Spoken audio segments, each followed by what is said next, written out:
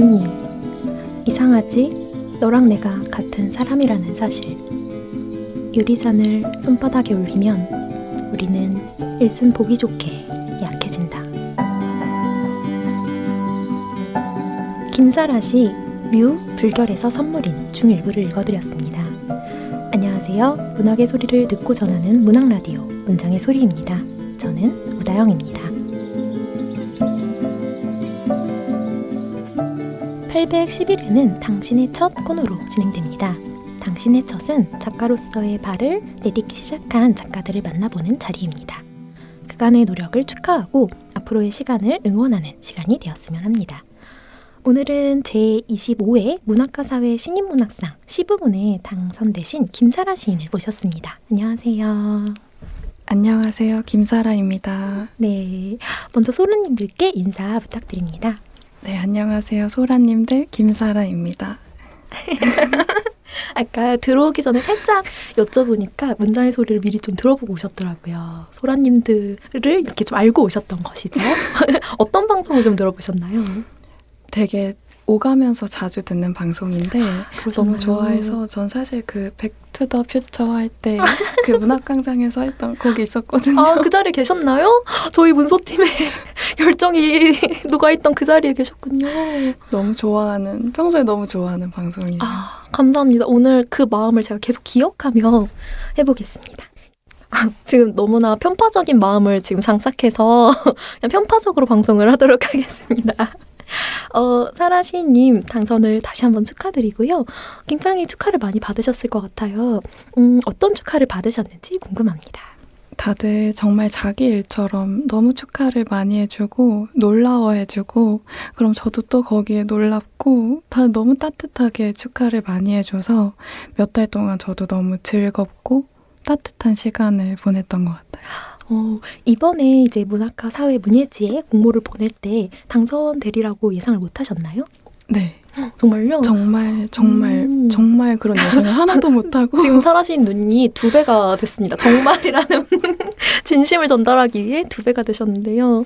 그러면 이전에는 공모를 조금 많이 내본 경험은 별로 없으셨던 건가요? 경험이 많진 않아서 네. 그래서 이번에도 막 그렇게 기대를 하고 막 조마조마한 마음으로 내고 이런 건 또 아니었던 것 같아요. 네. 근데 이런 결과를 듣고 오히려 그래서 더 기뻤던 것도 있고 했었던 것 같아요.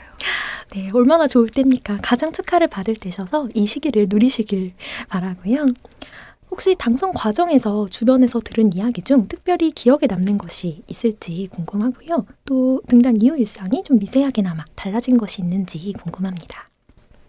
여기에 있는 것도 굉장한 일상의 변화이기도 하고요. 그리고 기억에 남는 축하 어떤 말들도 있었는데 네. 제 시에 나온 여자들의 이름을 모두 다 적어서 유리 위에 새겨서 준 친구들이 있어요. 세상에. 그래서 그것도 보고 한바탕 울고 몇 달 동안 정말 많이 울었던 것 같아요. 이미 좋은 친구들이 주변에 많이 있으시네요. 모두가 한마음처럼 좋아해 주시는. 정말. 근데 저는 시를 읽고 시인님을 만났는데 조금 약간 이 괴리가 좀 있어요. 어떤 괴리가? 저는 약간 이렇게 뭔가 떨린다는 말은 당연히 안 하는 어떤 분이 오실 줄 알았거든요. 문 이렇게 팍 열고 들어와서 저희 문소팀을 이렇게 압도하실 줄 알았는데 스트레스볼을 지금 만지고 있거든요. 네. 이렇게. 진짜 들고 계셨네요. 스트레스볼을 지금 양손에 꽉 쥐고 계세요. 너무 떨리고 긴장되고 씻을 때도 사실 그런 마음으로 쓰는 면도 있는 것 같아요. 그런 마음인데 그런 시가 나왔던 것인 거죠. 네, 오늘 속속들이 한번 알아보도록 하겠습니다. 당신의 첫 단골 질문 먼저 드려볼게요. 저희가 신인분들이 나오시면 꼭 여쭤봅니다. 당선 전화를 받으실 때 어디에서 무엇을 하고 계셨을까요? 제가 그날에는 아침에 일찍 나갔다가 들어와서 밥을 차려 먹고 저녁에 일을 가야 돼서 그 전에 자고 있었어요. 네. 근데 원래 낮잠이나 오후잠을 자면 막 온몸에 땀나고 네. 헐떡헐떡 하면서 일어나고 하잖아요. 네.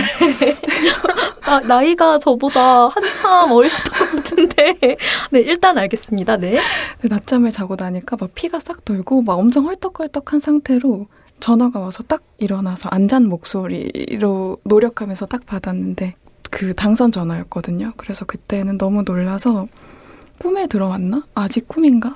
이런 생각으로 제가 뭐라고 답변을 드렸는지도 잘 모르겠어요. 너무 막 횡설수설하게 네. 일단 감사합니다 이렇게 말씀을 드렸던 것 같아요. 그렇게 하고 나서 친구들한테도 전화하고 옷 갈아입고 양치하고 나와서 일하는 곳으로 가고 그랬는데 가는 길이 되게 달랐던 것 같아요. 뭔가 알을 품고 있는 느낌이 들었어요. 저는. 저라면 그날 일을 쬐을 거예요. 제가 바에서 일했어서 네. 그때 친구들이 와서 아, 겸사겸사 괜찮았군요. 겸사겸사. 네, 이제 만족스럽습니다. 네. 그러면 문학가사에 실린 나의 시 보았을 때 어떤 기분이셨을지 궁금한데요. 솔직한 마음으로는 처음에는 겁이 먼저 났던 것 같아요. 왜냐하면 책 위에 잉크로 박혀 있잖아요. 그러니까 문질러도 안 지워지는 거예요. 뭔가 그러다가도 거기 있는 이름들을 하나하나 다시 보면서 이게 몇십 개, 몇백 개가 찍혀서 나왔고 이미 세상에 나왔고 누군가의 손으로 갔고 그런 걸 생각하니까 읽어주시는 분들한테 너무 감사하다는 생각이 들었어요. 근데 보통 고마움과 무서움이 같이 있는 경우가 좀 드물잖아요. 네. 근데 그런 마음이었던 것 같아요. 고맙고 무섭고 고맙고 무섭고 이게 앞으로 걸음걸음 그러실 텐데. 맞습니다. 이게 정말 항상 박제잖아요. 앞으로 하는 우리가 그전에 했던 모든 말이나 글은 잠재태로 있다면 작가가 된 다음부터는 완전 무대 위에 선 것처럼 발표가 돼서 저도 그걸 생각하면 까마득한데 그 생각을 안 하게 되는 게 가장 정답이더라고요. 조금만 지나시면 아마 생각 안 하실 거예요. 양력을 보면 교육학과를 졸업했다고 적혀 있어서 재미있었습니다. 이것은 저희 이제 문은강 작가님께서 적어주신 건데 저는 서울 출생이 너무 웃겼어요. 왜냐면 적어도 파리 출생이다 저렇게 생각했거든요. 적어도 파리 여자인데 이렇게 생각했는데 저희 문은강 작가님은 교육학과가 재미있었다고 합니다. 두 가지 다 되게 흥미로운데요. 어떻게 시를 접하고 빠져들게 되었는지 그 계기를 여쭤보고 싶습니다.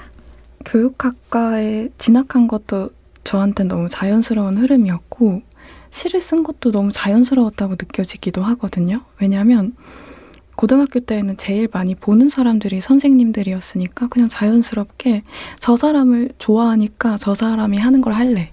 이렇게 했었던 것 같아요. 막 거창한 꿈이 있거나 그랬었던 건 아니었는데 그랬는데도 항상 자주 있는 곳은 안 변하는 도서관이었던 거예요. 읽고 쓰고 하다가 보니까 너무 자연스럽게 시를 쓰게 됐었고 또 아무래도 교육학과에 있다 보니까 제 꿈이 뭐 그쪽은 아니었어도 학생들을 되게 많이 보거든요. 근데 그 친구들이랑 했던 말이 저한테 어떤 씨앗처럼 남아있는 것도 너무 많았고 여러모로 저한테 영향을 준 것 같긴 해요. 제가 의도해서 선택한 건 아니었지만. 이의를 제기하자면 도서관에 그 많은 소설들을 두고 왜 시에 빠져서 자연스럽게 시를 쓰신 건지 해명을 좀... 네. 이 지하철이랑도 연결이 네. 되거든요. 제가 한동안 대중교통을 타지 못했었던 때가 있는데 근데 그래도 불가피하게 항상 타야 하는 순간들이 있잖아요. 네. 그래서 그때 약간 시집을 산소호흡기처럼 이렇게 챙겨갔던 것 같아요. 그래서 하나 읽으면 한 정거장 와 있고 하나 읽으면 한 정거장 와 있고 이런 식으로 하면서 시를 좋아하게 됐었거든요. 정말 좋은 호흡이네요. 한 정거장에 시 한 편 정말 좋은 호흡이라. 맞아요. 그리고 그 시 쓰셔도 될 것 같아요. 저는 소설로 한번 항상 왜 시죠? 이렇게 물어보는데 그 보물처럼 산소호흡기처럼 이렇게 들고 읽으셨다니 인정하겠습니다. 좀 조심스러울 수 있지만 영향을 받았다. 네, 이런 말은 조심스럽고요. 다만 오래 좋아하고 깊이 빠져있던 시집이 있으신지 궁금합니다. 제일 어려운 질문인 네. 것 같아요. 사실 저도 이런 얘기를 하는 걸 등단초엔 더 막 엄청 숨기고 싶어 했어서 하지만 패스는 안 되고요. 약간 두루뭉술하게 말씀하신 것까진 됩니다. 영향으로는 약간 조심스럽다고도 말씀해 주셨는데 전 영향 너무 많이 받았어요. 네. 맨날 받았어요. 그 시집이 나를 막 짓누르고 때리기도 하고 사랑해 주기도 했었으니까 물론 호명이라는 건 늘 어려운 거지만 그냥 너무 당연하게 생각나는 건 테레사 경차의 딕테인 것 같아요. 너무 그 시집에는 그 책에는 너무 많은 시절을 제가 비쳤거든요. 그 시집 덕분에 시집 자체가 어떤 공간일 수 있다는 믿음을 얻었어요. 네. 왜냐하면 제가 거기 살았으니까 거기에 몇 달을 칩거하고 은거하고 그 안에서만 살았었거든요. 그래서 그 시집 덕분에 공간이라는 걸 믿을 수 있었어요. 그래서 듣자마자 생각이 났어요. 그렇군요. 이번에 새로 복간을 하면서 네. 굉장히 많은 독자들한테 다시 사랑을 받아서 기쁘더라고요. 네. 하지만 이전부터 사랑한 시집이었던 것이고요. 그렇다면 당선 이후 굉장히 열심히 읽어보게 되는 영역 중 하나가 그 심사평입니다. 어떠셨나요? 유독 기억에 남는 이야기가 있으셨는지 궁금합니다. 기억에 남는 이야기 사실 다 기억나요. 네. 정말 하나하나 다 기억나는 것 같아요. 왜냐하면 사실 누가 제 시를 읽고 정성스럽게 그렇게 글을 써주는 경험이 없잖아요. 처음이었거든요. 그래서 몇 번이나 그걸 읽고 했는지 모르겠어요. 김상혁 시인님이 써주셨던 그 삶과 죽음을 모두 언니라고 호명하는 시, 그리고 소유정 평론가님이 말씀해 주셨던 그 읽고 나서 너무 기분 좋은 탈진감을 느끼는 시, 저 시가 내 시가 맞아? 이런 의문과 행복감을 동시에 가지고도 있었고, 또 백은선 시인님이 말씀해 주셨던 등단 이후에 가지고 있었던 나와 내 시만 있는 세계가 깨어진다는 그 부끄러움과 기쁨이라는 말 덕분에 제가 지금 이 시기를 건널 수 있는 것 같아요. 그 말들이 저한테 징검다리처럼 지금 있거든요. 그래서 지금 이 시간을 건너갈 수 있는 것 같고, 또 홍성희 선생님이 써준 그 문장들은 정말 죽을 때까지 안 잊히지 않을까 이런 덮개로 생각이 시작해서 저는 그 말을 정말 많이 울었어요. 네. 너무 많이 울었어요. 그래서 얼마나 정성을 가지고 읽어주셨겠어요. 그래서 거기에 적힌 모든 이름들 그리고 말들을 글자들을 다 기억하고 있어요. 네, 이게 참 어리석은 질문이었던 게 기억나는 게 있으신가요? 했는데 지금 줄줄 읊으셨거든요. 진짜. 네. 모든 것을 마음에 새길 만큼 사실 이게 아주 공식적인 내 글에 대한 완전 지면에서 만난 사람들에 대한 의견? 이야기니까 저도 그때를 잊지 못하긴 하는데 이렇게 줄줄 읊지는 못했을 것 같아요. 연결해서 얘기를 해보면 김상혁 시인님 그 심사평 앞머리가 흥미로워요. 그 김상혁 시인님의 경험을 적어주셨는데 시인님의 은사님께서 했던 말, 강을 건너려는데 물결이 거셀 수는 있지만 누가 봐도 튼튼하고 보기 좋은 징검다리 10개도 못 놓을 실력이면 그만두는 것도 방법이다. 냉정한 네, 포기를 하라는 가능성을 열어젖히는 좀 매섭게 독려하는 그런 말이었는데 사라시님에게도 이러한 경험이 있는지 궁금합니다. 습작 기간 동료나 선생님에게 들었던 말 중 힘이 되었던 말 무엇이 있을까요?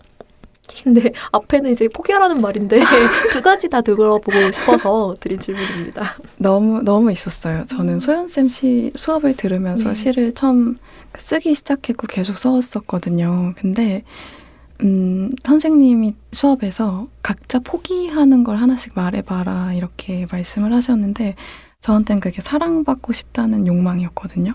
그걸 포기한다고 하셨어요? 네, 그걸 포기해야 그 시를 쓸 수 있을 것 같았어요. 네. 그래서 선생님이 저한테 당신의 시를 싫어할 사람은 물론 아주 싫어할 수 있겠지만 좋아하는 사람은 미치도록 좋아해 줄 거다 이런 말씀을 해주셨는데 그 말이 저한테 어떤 굉장히 두꺼운 벽처럼 믿음처럼 남았었거든요.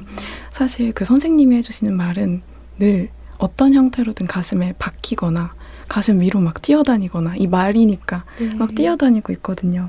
선생님이 또 그런 말을 하고 낳으시기까지 어떤 다리를 건너셨을까 이런 생각도 하게 되고요.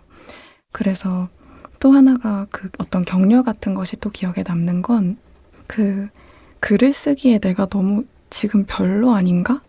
또 이런 생각을 하는 나도 진짜 별로 아닌가? 이런 생각을 하게 되는 밤이 되게 많았었거든요. 네. 그래서 쓰기만 하면 내가 망치는 것 같은 거예요. 네. 그래서 쓸 수가 없는 거죠. 그쵸.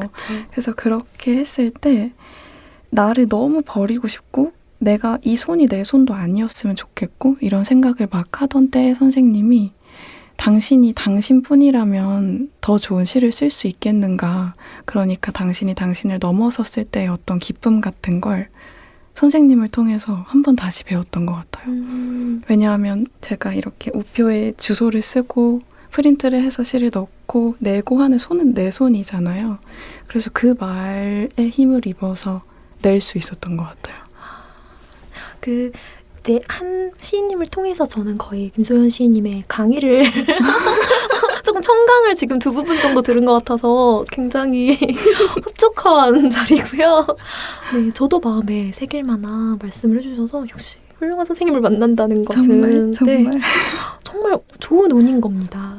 네, 이런 질문, 시에 대한 질문 드려보고 싶습니다. 시의 이미지가 굉장히 다채로운데요.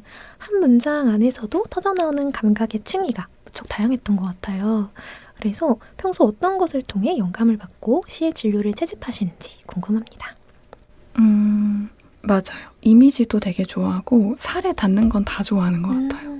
그러니까 예를 들어서 종이도 살에 닿고 그럼 얘는 글자의 종이잖아요. 종이는 글자의 살이잖아요. 또 영화를 볼 때도 저한테는 눈도 살이어서 뭔가 피부에 닿는 것 같은 느낌이 들거든요. 그래서 저는 영화 보는 것도 되게 좋아하고 영화보다도 영화관을 좋아하는 것 같기도 해요. 지금은 조금 많이 없어지고 있잖아요. 맞아요. 그래서 되게 아쉬워요. 왜냐하면 영화관이 주는 강제성이 있지 않나요? 아무리 재미없어도 앉아 있어야 돼. 그렇죠. 그래서 그 강제성 덕분에 재미가 없어도 여러 가지를 관찰하거나 딴 생각을 하거나 졸기도 하고 가장자리를 보기도 하고 재미가 있으면 그 상태로 나를 놓아서 즐기면 되고 그런 식으로 이 살에 닿는 감각 같은 게 저한테는 되게 중요하다는 생각이 들어요. 그렇군요. 책도 종이책 정말 공감을 합니다. 저 정말 깔려 죽고 있지만 여전히 종이책만을 사는데요. 이북도 좀 읽으시나요? 제가 그게 안 돼요. 네, 그래서 한번 여쭤봐봤어요. 집중이 잘 안 되더라고요. 이 책으로 읽을 때랑 이북을 읽을 때랑 속도 차이가 너무 많이 나서 그래도 연습을 해야겠다 싶지만 아직은 종이가 더 좋은 것 같아요.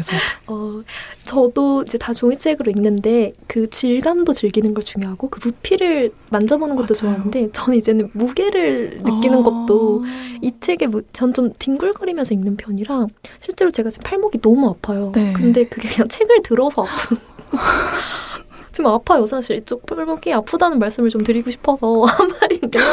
책의 무게마저 느끼는 이런 마음이라 공감을 하며 그렇고요. 그럼 연작의 구성은 자연스러운 흐름이었을까요? 아니면 이렇게 나온 것도 계획적인 순서였을까요? 쓰다 보면 어떤 단어나 사람한테서 뭔가가 툭 튀어나올 때도 있고 거길 지나다 보면 뭔가 망가진 장면이나 정황이 막 널브러져 있는 때도 있거든요. 그럼 그럴 때 다시 힘 딱 주고 길게 되겠다. 이런 생각을 이미 예감을 가지고 네, 길게 되겠다 이런 생각을 하기도 하고요. 또 다른 때에는 저는 사실 짧게 쓴 조각들을 다시 붙이고 자르고 이어붙이는 작업도 되게 좋아하는 것 같아요. 프랑켄슈타인 씨처럼 네. 그렇게 되면 시간성도 장소성도 어떤 기억들도 다 조각나서 다시 붙였을 때 그 조각과 조각의 살이 맞닿아서 다시 또 경계가 생기잖아요. 그럼 또 올록블록하게 뭔가 흉터처럼 올라와서 그게 또 눈에 보이는데 그게 저한테 너무 좋은가 봐요. 그래서 네. 그 경계의 질감을 네, 좋아하시는군요. 네, 그게 저한테는 필요한 요소인 것 같아요. 그 제목에서 약간 변주를 주어서 그 연장 뉘앙스를 예고하고 있습니다. 그 본문으로 진입하면 개개의 연작시들이 서로 호응하며 큰 줄기의 서사가 잡히는 듯한데요. 한편의 장시를 완성하기보다 각기 다른 형식과 화자로 접근하는 방법을 선택한 이유 궁금합니다. 이게 약간 소설적이기도 해서 그 좋아한다는 방식이 조금 소설적이거든요. 왜냐하면 긴 장편이나 조금 긴 중편은 이렇게 챕터를 나눠서 화자를 바꾸기도 하고 성조를 바꾸기도 해서 네. 연결을 하는데 그런 방식의 연작을 하시는 것 같았어요. 맞아요. 되게 많은 화자가 나오고 장면이 휙휙 바뀌기도 하고 그렇게 하는 이유를 생각해 봤는데 이 여자들이 거기 있는 화자들이 혼자 있을 땐 너무 완벽하거든요. 혼자서 커피도 마시고 노래도 듣고 고요했다가 시끄럽고 너무 잘 있다가도 누군가가 옆에 오면 그게 서로를 향하는 방향이 아닌데도 망가지는 것처럼 보여요. 근데 저는 그게 너무 좋아요. 왜 그럴까 항상 생각하게 돼요. 왜 그럴까? 왜? 저도 모르겠어요. 저도 그걸 알고 싶은가 봐요. 그래서 자꾸 혼자 있는 여자도 썼다가 또 같이 내버려 두기도 하고 이런 식으로 뭔가 쓰게 되는 것 같아요. 네, 사실 이 등단작인 언니들 너무너무 매력적이었거든요. 그 심사위원 분들이 뭐 이렇게 읽었다, 이런 것이 기대된다 하면서도 이 매혹당했다는 얘기를 다들 하고 계시잖아요. 이런 화자의 목소리 자체도 너무 매혹적이어서 혹시 주변에 그런 매력적인 여자 언니들이 좀 많으신지. 맞아요. 그런가요? 생각해보니까 오. 제가 언니들밖에 없어요. 친구들이 다 언니들이네요. 보니까. 정말요? 네. 아, 저는 사실 친구도 동생도 그냥 다 언니라고 부르는 걸까? 이렇게 생각을 하긴 했는데 실제로 언니들이 많으시군요. 그러네요. 저도 나이를 생각하면서 만나지 않으니까 그쵸. 몰랐는데 생각해보니까 다 언니들이에요. 그래서 전 적어도 서울 출생은 아닐 거라고 생각을 했던 건데 딱 적어놓으셨더라고. 서울 출생 하셔가지고 생강에서 뭐 어쨌다 하셔가지고 그랬는데 빈에서 자라고 해서 적어도 유럽 쪽일 거라고 생각했으나 네. 서울에서 나고 자라신 시고요. 시 속의 지하철 아까 말씀을 약간 해주셨는데 네. 이 지하철 소재가 눈에 띄었습니다. 환상적이면서도 이국적인 공간들을 종행하는 가운데 지하철이라는 시적 장소가 등장하면서 갑자기 현실감이 확 느껴지는 느낌이었는데요. 사라 시인님께 지하철이란 무엇인가요? 아까 말씀드린 것처럼 제가 시를 좋아하게 된 이유도 지하철이기도 하고 근데 또 괜찮아졌을 때에는 그러니까 탈 수 있게 되었을 때쯤에는 거기에만 있어야 되는 거예요. 제가 너무 거기에서 보내는 시간이 많은 시절이 있었거든요. 네, 그렇게 극단적인 변화가 네, 정말 항상 이렇더라고요. 중간이 없어요. 네. 그래서 제 생활 공간 자체가 지하철이 되어서 오늘 뭐가 기뻤지? 하면 지하철에서 있었던 일, 뭐가 슬펐지? 막차를 놓쳤던 일, 이렇게 제 모든 게 다 지하철과 연관이 되었던 시기가 있었거든요. 네. 사실 지하철 그 호선마다 느낌 막 인터넷에 돌아다니잖아요. 어떤 호선을 좀 매력적이라고 생각하시나요?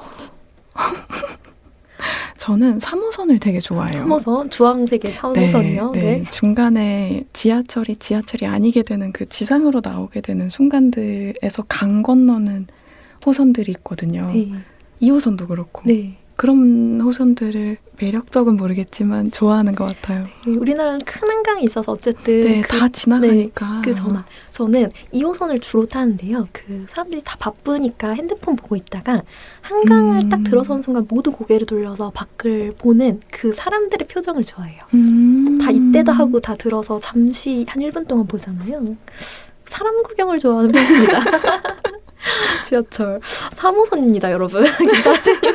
그래도 좀 너무 항상 나에게 충격을 준다 하는 호선도 있을까요? GTX 타보셨어요? 타봤습니다. 그 사람들이 저 자꾸 타보라는 거예요. 이거 되게 빠르고 그렇다고 타보라고 해서 타봤어요. 근데 정말 빠르더라고요. 너무 충격이에요. 다른 의미로 충격. 약간 미래 열차처럼 내부가 되어 있잖아요. 너무 깨끗하고 깔끔하고 뭔가 내 자리가 아닌 것처럼 느껴지기도 하고 되게 신기한 호선이라고 생각했어요. 저는 그때 사람들하고 탔을 때 이런 얘기했어요. 너무 좋고 미래 열차 같은데 일단 두 가지 생각이 든다. 아래로 내려가고 다시 올라오는 그 시간이 꽤 들고 거의 약간 서울 움직이듯이가 좀 들고 두 번째는 타는 사람이 많이 없어서 망하면 어떡하지? 이런 생각이 네. 지하철 얘기 재밌네요. 그러면 좀 가벼운 질문 하나 드려볼게요. 스크린도어의 시를 전시하기도 하잖아요, 지하철. 그러면 사라 시인님의 시 중에서 꼭 전문이 아니더라도 스크린도어에 전시해보고 싶은 문장 있을까요? 전 사실 이 질문을 듣고 너무 놀랐던 게 그 류불결에서 선물인 이 연작을 쓸 때 제가 김소연 선생님하고 아름다움에 대한 어떤 워크숍 같은 걸 하고 있었거든요. 그래서 다들 아름다움에 대해서 생각하는 것을 나누고 이것에 대해서 시를 쓰고 이걸 어떤 방식으로 세상에 내보일까에 대해서 얘기를 했었는데 제가 그때 스크린도어에 전시하고 싶다고 그 스크린도어가 저는 이렇게 겹쳐졌다가 다시 만났다가 헤어지고 만났다가 헤어지는 게 그게 전 너무 좋거든요. 텍스트가 얹은 채로 이렇게. 네, 맞아요. 네. 그래서 그 두 개가 쌍둥이처럼 서로를 향해 있는 시를 쓰고 싶었고 네. 그래서 그 시를 쓴 거였는데 그래서 너무 놀랐어요. 그럼 이미 여기에 실린 시 중에 류 중에 몇 번째 시인가요? 류가 원래 3개였거든요. 근데 거기에선 지금 2개가 실려 있고 나머지 하나의 시가 더 있는데 그건 오늘 가지고 왔어요. 아, 세상에. 여러분, 류의 3연작 중에 마지막 피스를 오늘 저희가 드릴 수 있습니다. 마지막까지 기대를 해주시고요. 그렇다면 시에서 이런 문장이 있습니다. 버는 동안은 못 살고 사는 동안은 못 벌죠. 네, 좀 생계를 좀 해보신 분이신가 이런 생각이 들었는데요. 쓰는 동안은 못 읽고 읽는 동안은 못 쓰죠 라고 바꿔서 말해볼 수도 있을 것 같습니다. 혹시 말이 된다고 생각을 하시나요? 완전 말이 된다고 생각해요. 저는 넘나드는 게 잘 안 되는 것 같아요. 그래서 읽을 때는 확 읽고 쓸 때는 확 쓰는 것 같기도 하고 왜냐면 다른 글을 볼 때는 그 몸한테 제가 들러붙어야 되니까 제가 뭘 써도 내가 쓰는 게 아닌 것처럼 느껴지더라고요. 그래서 이 말이 너무 공감이 됐었고 그런가 하면 또 읽으면서 근데 이것저것 쓰기도 해요. 그러니까, 메모. 맞아요. 그 김지승 선생님이 마지네일리아의 거주자들이라는 책에서 말씀하신 것처럼 저는 그 여백이 항상 빽빽하거든요. 이것도 썼다가 저것도 썼다가 이렇게 그냥 쓰면서 생각했던 그 모든 것들을 다 여기다가 이렇게 쓰는 모서리에서 노는 네. 그런 행동들을 자주 하는 것 같아요. 그렇군요. 사라 시인님의 시는 정말 몸이네요, 몸. 맞아요. 독서가 이루어졌던 공간에 그대로의 몸을 질감을 가진. 맞아요.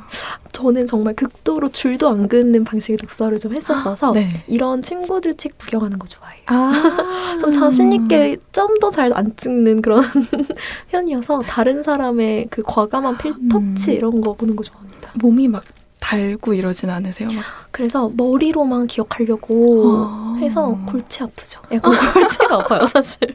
얘를 온전히 보존하면서 막 이러니까 좀 골치가 아픈데 그래서 요새는 약간 그거요. 그것도 안 보이는 노란 색연필로 그거요. 잘 안 보이게.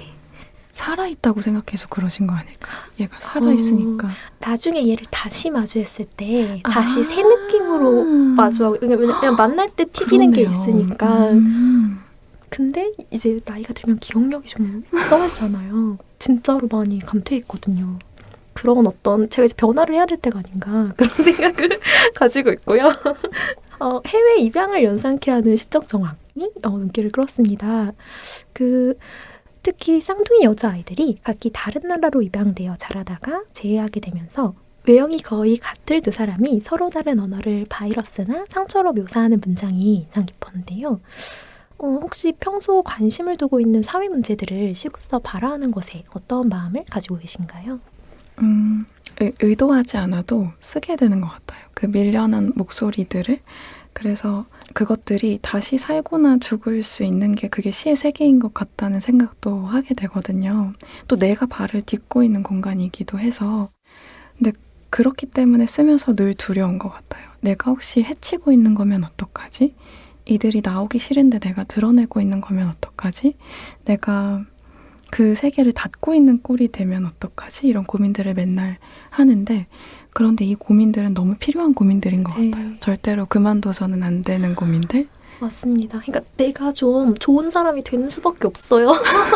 좀 힘들어요. 사실 작가들. 좋은 사람 돼야 되잖아요. 그러니까 이때만 열심히 공부해서 조심해서 쓰면 다 타게 나서 좋은 사람이 되는 수밖에 답이 없더라고요.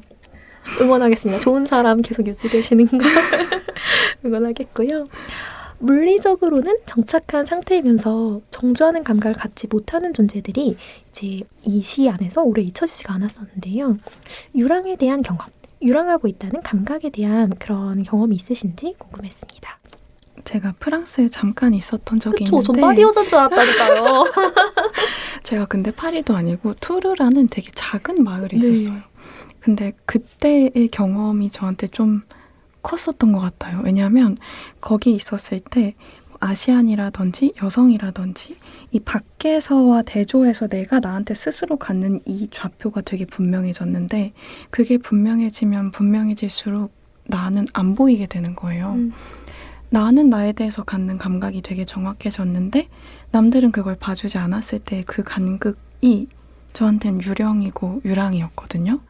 그래서 사실 날아다닌다는 감각 자체에 대한 기쁨이 어느 낮에나 어느 밤에는 있을 수 있다고 생각해요. 고정되지 않는다는 것에 대한. 근데 저한테는 어쨌든 그 밑에 있는 감정은 슬픔인 것 같아요. 그 유랑의 언어는 그래서 저한테는 늘 슬프게 느껴지는 것도 있어요. 왜냐하면 유랑도 그렇고 유령도 그렇고 되게 겹이 많잖아요. 레이어가 너무너무 많이 쌓여 있는데 막 정말 책의 쪽수처럼. 근데 그 어느 한 겹에는 슬픔이 묻어있기 때문에 그 겹을 통해서 진동해서 나오는 목소리는 늘 어느 정도는 또 슬픈 거예요. 그래서 그런 생각도 했었고 또 그런 몸들은 그 유랑하는 몸들은 그래서 서로를 타야 되는 것 같아요. 네. 여기 유랑하는 존재가 있으면 내가 그 위에 올라타고 거북이 위에 탄 새우처럼 너무 귀여운 거 아닌가요? 그렇게 타서 그래서 늘 같이 있나 봐요. 그래서 그렇게 돌아다니는 수밖에 없지 않을까 하는 생각도 들어요. 정말 겹치는 스크린도어의 텍스트와 그 지하철을 타서 읽는 시와 이토록 요랑하는 시인을 맞나? 근데 그 기저에는 슬픔이 있다는 말이 이번 20편들을 읽으면서 느꼈던 감정이라 네. 근데 어디에 슬픔이 없을까요? 뭔들. 맞아요. 네, 이 모든 세상의 맞아요. 움직임에 맞아요. 슬픔 없음이 없습니다. 그렇다면 실명들의 거론이 좀 있었어요. 네. 박지혜, 깐룰루사피, 유림, 화림. 화림이 사실 저는 파묘가 떠올라서 왜냐면 무당 얘기도 좀 나오니까요. 파묘의 화림? 뭐 이러면서 읽었는데 이런 인물의 구체성을 구축하는 데 있어서 소설보다 시가 확실히 어려울 것 같은데요. 시인님께서 시에서 구체적인 인물을 생동하기 위해 어떤 노력을 기울이고 계신가요? 노력이라고 하면 잘 모르겠지만 쓸 때는 그 여자만 생각해요. 그 여자만 생각. 시인님 영원히 여자만 쓰실 건가요? 그건 아니지만 네네, 그 여자만. 그 나오는 그 사람만 네. 그 존재만 생각해요. 그래서 그 눈 감을 때부터 눈 뜰 때까지 그리고 눈 감을 때도 그 꿈을 꾸길 바라면서 잠들기도 하고 온통 거기에 정말 사로잡혀 있다는 생각이 그 말이 맞을 것 같아요. 어떤 시를 그러면 쓰실 때 이 시와 다른 시의 구상이 같이 가진 않고 완전히 몰두해서 이것이 끝난 다음에 넘어가시나요?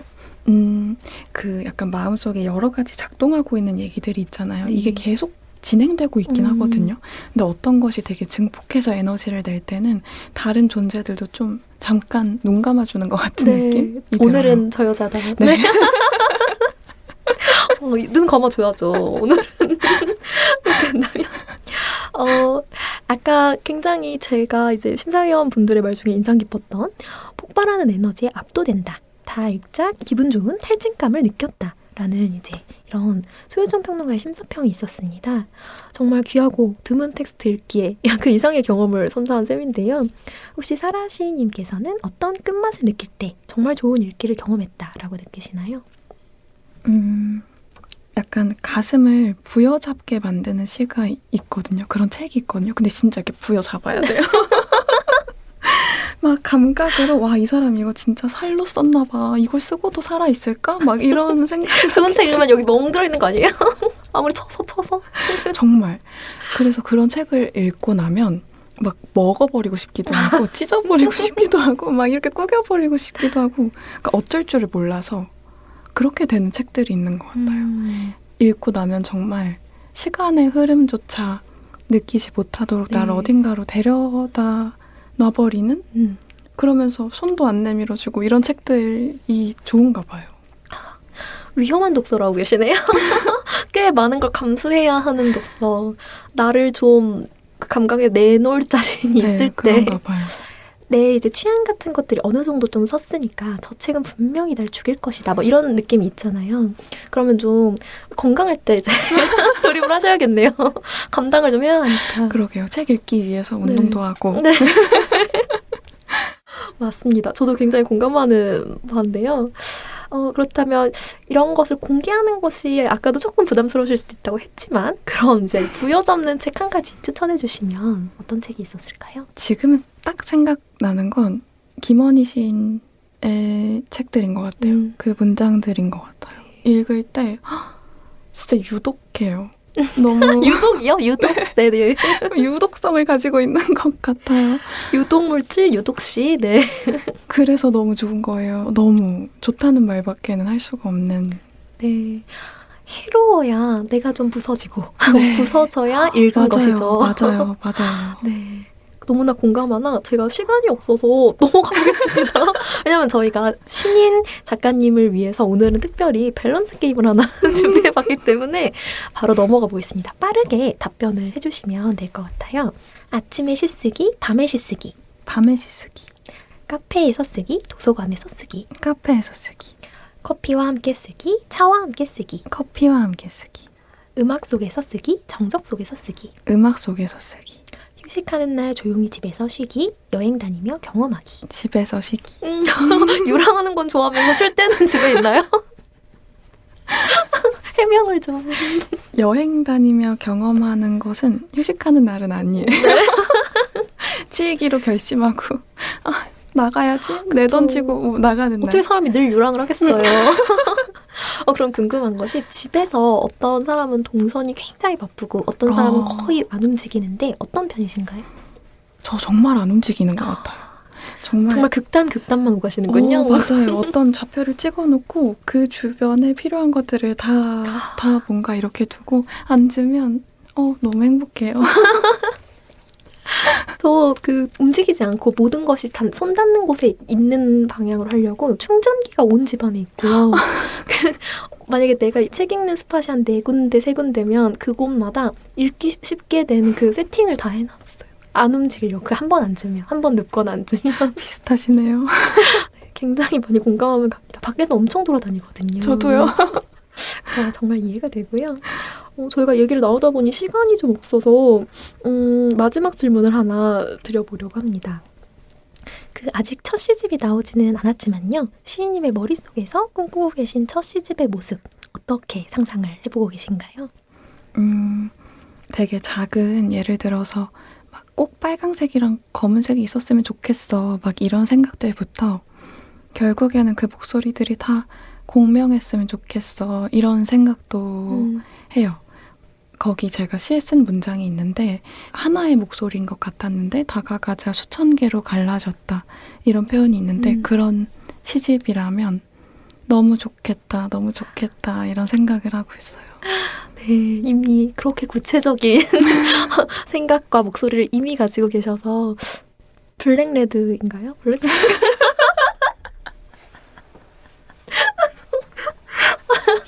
죄송합니다. 저희 교양방송인데 네, 문학계의 블랙레드가 탄생하길 기다리며 저희 이 기분으로 낭독 한번 바로 갈까요?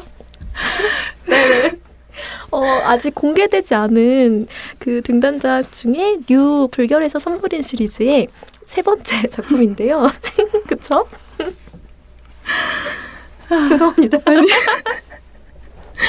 맞아요. 이게 3편의 연작인데요. 네. 첫 번째, 두 번째는 개간지에 실려있고 두 번째 시는 류의 목소리고 세 번째 시는 투란도테의 목소리거든요. 그래서 지금 읽어드리는 시는 투란도테의 목소리라고 생각해 주시면 돼요. 네. 근데 특이하게 제목은 류 불결에서 산물이네 3가 아니라 2. 맞아요. 네. 겹쳐지면 겹쳐지거든요. 네. 들어보겠습니다. 류 불결에서 선물인 투란도테의 밀실을 감싼 단단한 등 청록색 무늬의 틈으로 누설되는 아무도 잠들지 말라. 다 쌌니? 물은 내리지 마. 약간의 슬픔을 남겨두어야 해. 그래야 다시 올 수 있어. 중국인 마담 아라빈 서버 일본어 홀로그램 간판 이치방 아래 작은 글씨 코리안 레스토랑.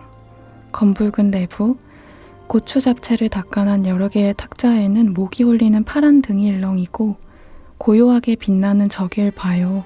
각진 구석에 타원형의 투명한 수조, 푸릇한 핏빛의 조명이 액체 안으로 흘러간다. 바스라지기를 기다렸던 삶. 내가 아주 바짝 마르기를 기대했었지. 아이들이 조공한 단 과자에는 손도 대지 않았다. 옛 유자를 따면 소문처럼 온 정원에 풋내가 돌았지. 그 붉었던 방이 그랬듯. 나는 이제 푸른 알을 낳으면 뒤도 돌아보지 않는 거북. 낳으면 끝인 나의 부푼 배. 저 아래로 가라앉는 투란도테. 흑색 눈은 또렷하고 꾹 담은 검은 주둥이, 잠잠한 물방울. 그이와는 말도 통하지 않았지. 내가 태어나던 날 모국의 궁전을 울린 마른 음악대. 적국의 왕에게 바칠 위대한 성녀가 태어났다. 우린 살았어, 기뻐하라. 우린 살았어, 기뻐하라. 아기 공주, 성 밖으로 나오지 말라. 푸른 수정 장신구를 먹고 살면 되는 일. 어릴 적 옷을 갈아입혀 주었던 애기 시녀 이야기를 시작하면 그 남자, 입을 쑤시던 닭뼈를 하인에게 던졌다. 돼지우리 앞 거름통을 옮기며 하인들은 노래했지. 저 미친 오스트리아 여자. 만족할 줄 모르는 자궁의 충동. 눈물 마를 일이 없었지. 그들은 다 죽였지만 걸음 수레를 타고 끌려가 내 목이 잘리는 순간 외국인 왕비 그녀는 말했네. 빵이 없으면 케이크를 먹으면 되잖아요. 아이들은 노래한다. 아무도 믿어주지 않았네. 거짓말처럼 슬픈 표정이라 그랬을까? 투란도테, 분절없는 손갈퀴로 타원형의 수조를 걷는다. 거북이 그려진 푸른 비단, 뒤집어 깐 음부보다 부드러운 어깨에 두르고 태어난 그 생에도 나는 차가운 공주였네. 유리로 받친 요리들은 따뜻했고 살찐 둔부를 붙이고 허망한 왕좌에 앉아 하녀들의 벗은 몸 요술처럼 부렸던 아버지. 준앤도 링링도 나만큼이나 그에게 재미난 내기가 되지는 못했지. 기둥 없이 창문도 없이 오로지 욕망으로 세운 타원형의 거대한 성. 맨몸으로 떨어질 꼭대기를 찾아 돌고 돌다가 거기가 아냐 여기야. 속삭이며 저 미친 지하 감옥 듬직한 하녀들과 굴러먹던 나. 주정뱅이 남자들의 청은 끊이질 않았네. 류. 네가 사모했던 그 남자 벌써 커다란 청록색 혁대를 차고 있다. 거북의 등으로 만든 그것, 기어이 내 살을 발라먹을 그것, 땅 없는 뿌리의 숙명. 나는 숙명을 꿰어내고 싶었지. 조각나 약해진 육체와 젊은 목소리에 이끌려 침대에 누울 그것, 성기를 핥아주면 그것은 별 같을 것이고 끝에 달아 환희하면 한 입에 잡아먹겠다고 그랬지. 농이 터지네. 한 번은 사랑해보고 싶었던 아 링링 굴러가는 예쁜 대가리. 류, 너는 까딱하면 죽을 여자. 오지 않는 편지의 등을 쓰다듬는 투란도테. 다 쏟은 붉은 침대에 숨이 끊어진 너의 목을 조르며 말했지. 류, 그의 이름을 말해요. 이미 죽고 못 죽는 너를 내가 어떤 말로 널 저주할 수 있을까? 그때 입맞춘 그것, 거북 요리 맛, 기이한 시체의 따뜻함, 당장 눈을 뜰 것 같았던. 네. 강렬한 낭독, 첫 낭독이실 거잖아요. 이 세상에 공개하는 맞아요. 낭독시를 가지고 오셨는데요. 궁금한 것이 이 시를 처음에 들어갈 때 3편 정도의 연작으로 나와야 한다는 생각이 있으셨나요? 없었어요. 없었어요. 다만 류와 투란도테의 목소리가 각자 나오다가 합창처럼 합쳐졌으면 좋겠다는 생각은 했었어요. 자연스럽게. 그래서 사실 이 투란도테를 선택한 것도 있으셨던 네, 거죠? 맞아요. 네. 블랙레드가 너무나는 쉬웠습니다. 더 기대를 품게 되는 낭독이었고요. 오늘 이렇게 김사라 시인님을 모시고 다양한 이야기 나눠보았는데요. 오늘 어떠셨는지 소감 여쭤보면서 마치려고 합니다. 어떠셨나요? 저는 사실 말하는 게 무섭거든요. 쓰는 것도 늘 무섭고요. 근데 오늘 이걸 하면서 그럼에도 불구하고 라는 말에 대해 생각을 했어요. 그럼에도 불구하고 말하고 그럼에도 불구하고 쓰는 사람들이고 그 힘이 얼마나 강한 힘인지에 대해서 좀 다시 느꼈던 것 같아요. 너무 공감합니다. 늘 생각하거든요. 나는 말을 안 남기고 싶어, 글을 안 남기고 싶어 그러는데 그렇게 하다 죽겠더라고요. 그런 마음으로 이제 10년, 20년 살다가 저희가 죽겠더라고요. 그래서 받아들였다는 공감을 전하며 오늘 이렇게 특별한 시간 함께해 주셔서 정말 감사합니다. 감사합니다. 들어주셔서 너무 감사합니다. 문장의 소리는 소라님들과 함께 김사라 시인님의 작품 활동을 응원하겠습니다. 저는 다음 주 812회로 다시 인사드리겠습니다. 곳곳에 가닿을 문학의 소리를 상상하며 마칩니다. 저는 구다영이었습니다. 나무 향기가 좋아서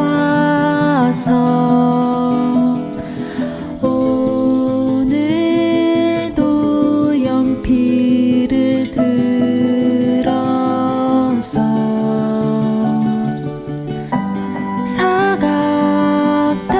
사각대는 소리 귀 기울이다 반가운 소식에 고개 들면 문학 라디오 문장의 소리